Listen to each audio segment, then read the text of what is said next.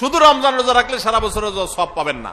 আমাদের মা বোনদের একটা কমন প্রশ্ন আছে, অনেক ভাইদেরও কমন প্রশ্ন আছে, সেটা হলো যে কারোর যদি ভাঙতি রোজা থাকে, কাজা রোজা থাকে, যে গত রমজানে আপনি হয়তো অসুস্থতার কারণে 2টা রোজা রাখতে পারেন না, 4টা রোজা ভাঙা পড়ছে, কোন মা বোন মাসিকের কারণে তার কয়টা রোজা, 7টা 8টা রোজা বা 10টা রোজা 5টা রোজা তার ভাঙতি পড়ছে, এই রোজাগুলো তিনি আগে রাখবেন নাকি শাওয়ালের 6 রোজা আগে রাখবেন? এটা হলো প্রশ্ন। যেই মাসে আমরা আছি শাওয়াল মাস, এই শাওয়ালের 6টা রোজা সম্পর্কে কিছু কথা না বললেই নয়। হাদিস আপনারা ইতিমধ্যে শুনেছেন, নবী আলাইহিস সালাম বলেছেন, মান সামা রমাদান, যে ব্যক্তি রমজান মাসে রোজা রাখলো, রমজান মাসে সবগুলা রোজা যে রাখলো, সুম্মা আতবাআহু সিত্তাম মিন শাওয়াল, রমজান মাসের পর যদি কেউ শাওয়াল মাসে 6টা রোজা রাখে, কয়টা রোজা? 6টা রোজা রাখে। কোন মাসে? শাওয়াল মাসে, যে মাসটা চলছে। তাহলে কি হবে?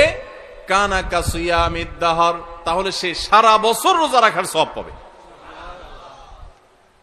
আপনি 30টা পাইছেন, 30টা